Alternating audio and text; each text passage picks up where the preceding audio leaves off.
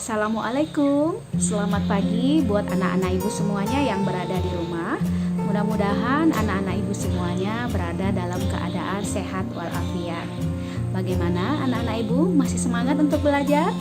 Jumpa lagi dengan Ibu Novi. Kita akan melanjutkan kembali pembelajaran kita tema 1. Tema 1, organ gerak hewan dan manusia. Subtema 2, manusia dan lingkungan, pembelajaran 2. Adapun tujuan pembelajaran 1, dengan mengamati gambar, siswa mampu memahami tulang sebagai salah satu organ gerak manusia secara benar. 2, dengan membaca, siswa mampu mengolah informasi dari bacaan dan menentukan ide pokok dari setiap paragraf secara bertanggung jawab. 3, dengan mengamati gambar, siswa mampu menyebutkan dan menunjukkan berbagai jenis tulang sebagai organ gerak pada manusia secara tepat.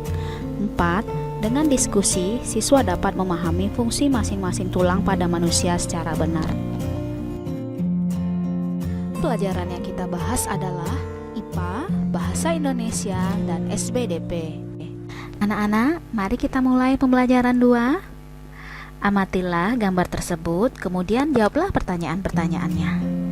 1. Kegiatan yang nampak pada gambar tersebut adalah 2. Kegiatan tersebut termasuk permainan yang menggunakan 3. Tempat yang aman untuk melakukan kegiatan tersebut adalah 4. Apa saja yang harus dilakukan sebelum melakukan kegiatan tersebut? Kita selalu menggunakan organ gerak saat beraktivitas. Salah satu contoh aktivitasnya adalah bermain sepak bola. Permainan bola memerlukan banyak gerakan seperti berjalan, berlari, menendang, dan melempar. Hampir semua bagian tubuh aktif. Tentunya hal ini mengharuskan semua organ gerak dalam tubuh, baik itu otot ataupun tulang, bekerja dengan baik. Coba kamu amati aktivitasmu sehari-hari. Saat kita berjalan, mengapa kaki kita bisa bergerak? Mengapa juga tangan kita bisa berayun, memegang, dan menggenggam? Ya, kaki dan tangan kita bisa bergerak karena pada kaki dan tangan kita terdapat tulang dan otot. Tulang dan otot inilah yang bisa menggerakkan tangan dan kaki kita. Tangan dan otot merupakan alat gerak. Organ gerak pada hewan dan manusia memiliki kesamaan. Alat-alat gerak yang digunakan pada manusia dan hewan ada dua macam, yaitu alat gerak pasif berupa tulang dan alat gerak aktif berupa otot. Kedua alat gerak ini akan bekerja sama dalam melakukan pergerakan sehingga membentuk suatu sistem yang disebut sistem gerak. Kita dapat melakukan aktivitas karena adanya organ gerak berupa tulang dan otot. Kita memiliki banyak tulang dalam tubuh yang saling berhubungan. Tulang-tulang tersebut tersusun secara teratur membentuk rangka. Rangka inilah yang membentuk kepala, kaki, tangan, dan badan pada manusia. Rangka manusia dibagi menjadi 3 bagian, yaitu rangka kepala, rangka badan, dan rangka anggota gerak. Mari kita amati gambar berikut dan simak penjelasannya. 1. Rangka kepala atau tengkorak. Rangka kepala atau tengkorak tersusun dari tulang-tulang berbentuk pipih. Tulang pada tengkorak bersifat kuat dan keras. Tengkorak bagian depan berfungsi untuk membentuk dasar wajah manusia. 2. Rangka badan. Rangka badan merupakan susunan tulang yang terletak dari leher hingga pinggul. Rangka badan berfungsi untuk melindungi organ-organ lunak pada tubuh seperti jantung, paru-paru, hati, dan ginjal. 3. Rangka anggota gerak. Rangka anggota gerak terdiri atas anggota gerak atas dan anggota gerak bawah.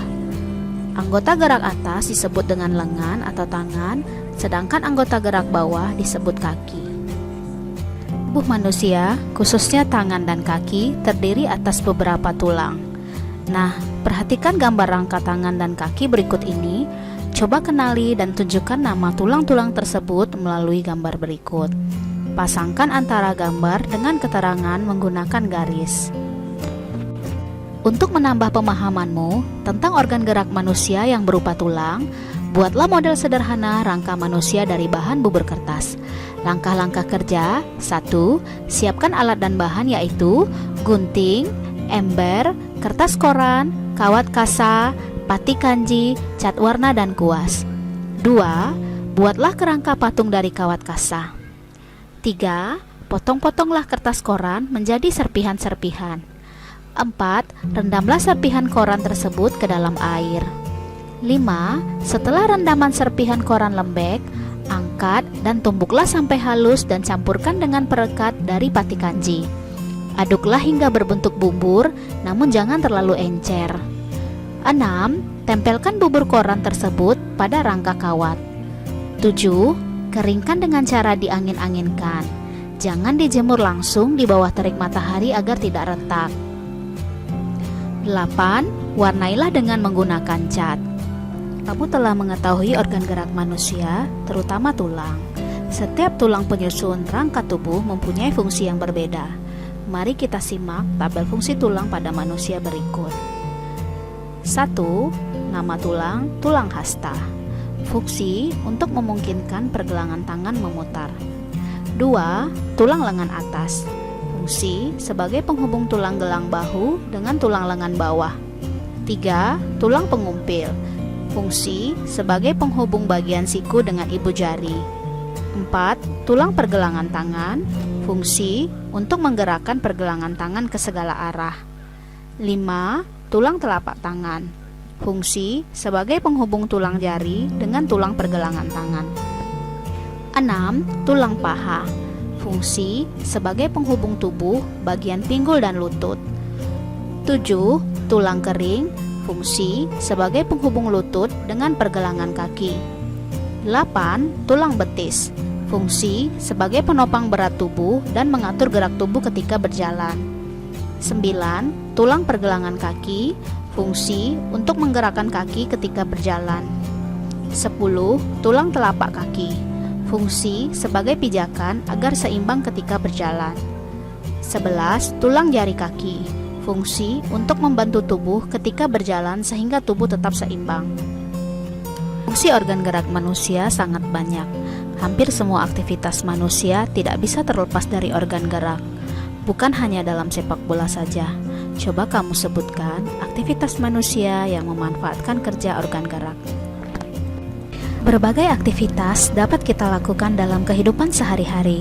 Semuanya itu tidak terlepas dari karunia Tuhan yang memberikan kelengkapan dan kesempurnaan fungsi bagian-bagian tubuh kita. Sudahkah kamu bersyukur atas itu semua? Bagaimana caramu bersyukur?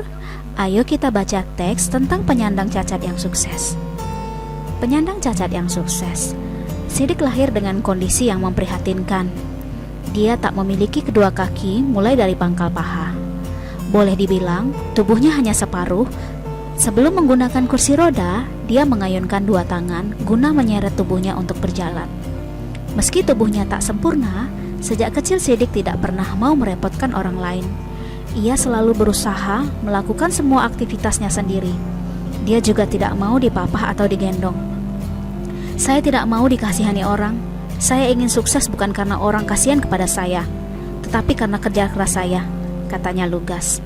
Setelah bertahun-tahun bekerja di Yayasan Swaprasidya Purna, tetapi tidak menghasilkan materi berarti, Sidik memilih keluar dan mencari pekerjaan lain. Dengan bekal ijazah diplomanya, dia diterima di sebuah perusahaan kontraktor sebagai staf personalia. Tapi belum lama dia bekerja, krisis moneter tahun 1998 menghantam dan perusahaannya terpaksa tutup. Maka dimulailah periode Sidik menjadi pengangguran. Tetapi dia tak mau lama-lama menganggur. Sidik mulai mengikuti berbagai kursus keterampilan yang diadakan oleh Pemda DKI bagi penyandang cacat. Salah satu kursus yang menikat perhatian Sidik ialah kursus membuat kerupuk dari singkong. Modalnya ketika itu sumbangan dari Pemda DKI sebesar 1 juta rupiah. Bersama istrinya, Sidik kemudian memulai usaha membuat kerupuk dari singkong. Dulu belum ada merek, plastik pembungkusnya masih polos, katanya.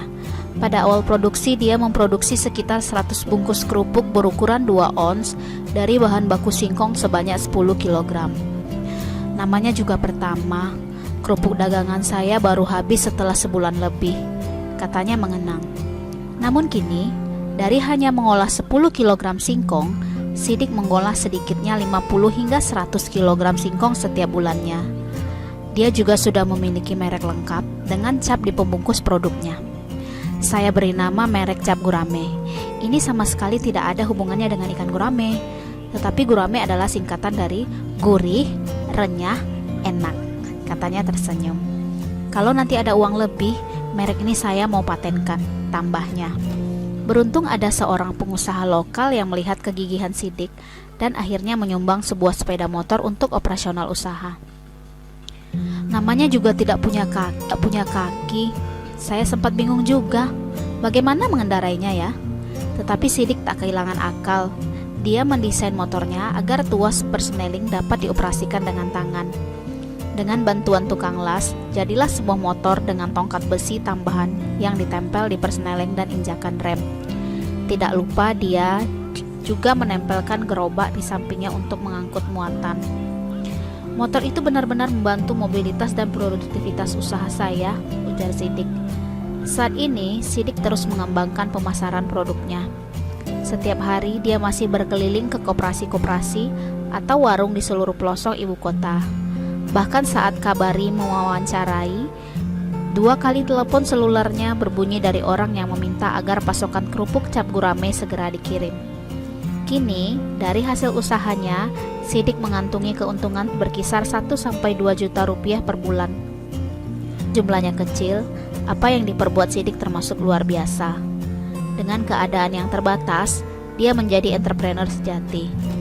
Meminjam rumusnya Pak Ciputra, pengusaha dan dosen mata kuliah entrepreneurship, bahwa Indonesia membutuhkan sedikitnya 20% penduduknya menjadi entrepreneur, barulah menjadi negara makmur. Maka Sidik telah memulainya bertahun-tahun lalu. Jelaslah Indonesia membutuhkan orang-orang gigih seperti Sidik. Cerita yang kamu baca inspiratif bukan? Orang yang berkebutuhan khusus pun mampu beraktivitas layaknya orang normal. Bagaimana dengan kamu? Berdasarkan bacaan tersebut, temukan ide pokok masing-masing paragrafnya. Sekali ya aktivitas membaca itu, apalagi jika membaca sebuah buku secara menyeluruh.